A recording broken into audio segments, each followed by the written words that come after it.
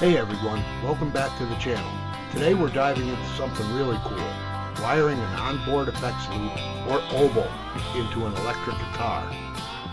If you've ever wondered how to get more control over your effects pedals right from your guitar, or just want to geek out on some guitar mod history, this video is for you.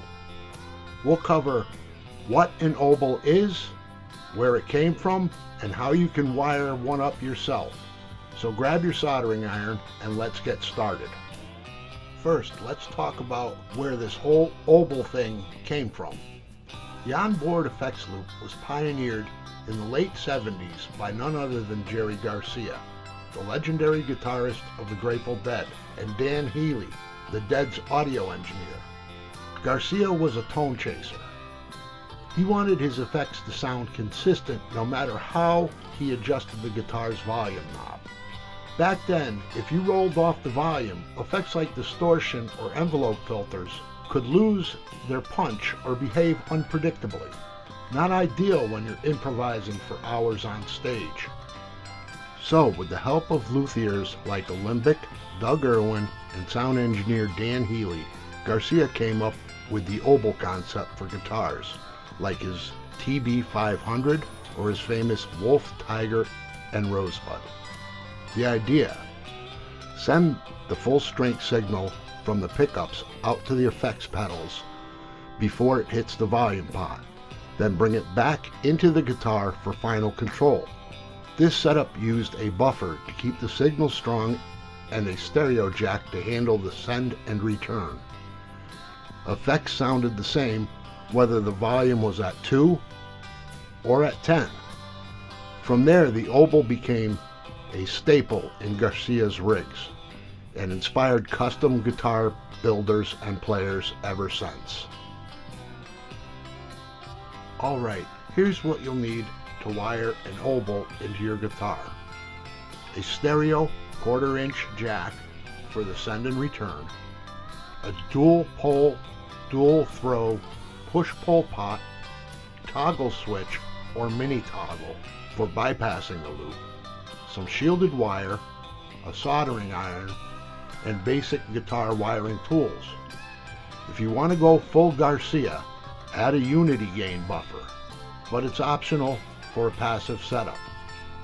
Oh, and a junction box or stereo Y cable to connect your pedals outside the guitar.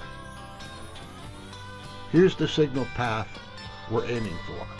Pickups go to the oboe send out to your effects, back through the return, then your volume pot, and finally out the mono output jack to your amp. The toggle switch lets you bypass the loop entirely if you just want a standard guitar signal. Most guitars have a single mono output jack, so replacing that with a second jack, the stereo one, for oboe. You'll need to drill a hole for it if your guitar doesn't already have the space. Let's get wiring. Solder a wire from the second lug of the volume pot to the tip lug of a regular mono guitar jack. Ground the third lug of the volume pot to the pot case and run a ground wire from there to the jack's ground lug. Next, run 2 wires from the volume pot's first lug and connect one to the right side common center lug of the dual pole dual throw switch, and the other to the center lug of the tone pot, and a .022 or .047 capacitor between the tone pot's third lug and the ground. Solder a wire from the left common center lug of the switch to the pickup selector switch's output lug. Now solder a wire from the lower left lug of the switch to the tip lug of a stereo jack. Then solder a wire from the lower right lug of the switch to the ring lug on the stereo jack. Now solder a wire from the stereo jack's ground lug and ground all ground wires to the volume pot's ground. Finally, connect the two upper lugs of the switch together with a short piece of wire, bridging them together. This is your bypass.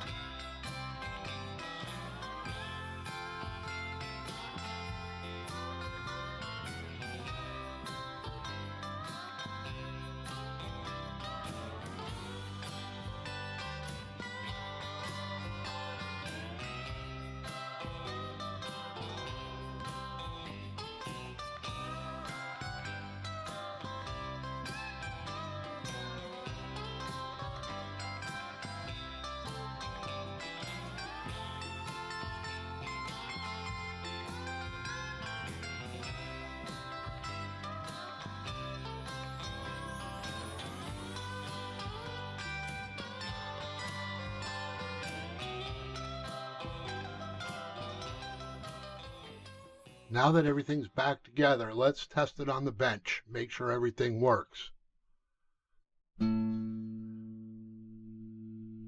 This is in normal bypass mode. And we'll switch the oval on.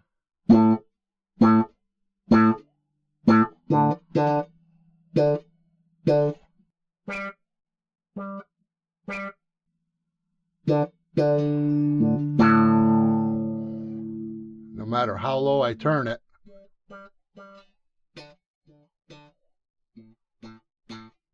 the effect stays consistent.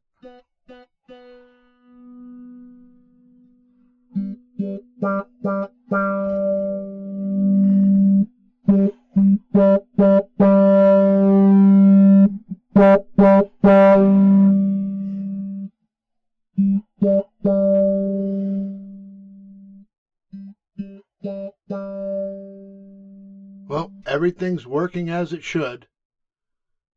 Hope you enjoyed the video. Like and subscribe. Leave a comment.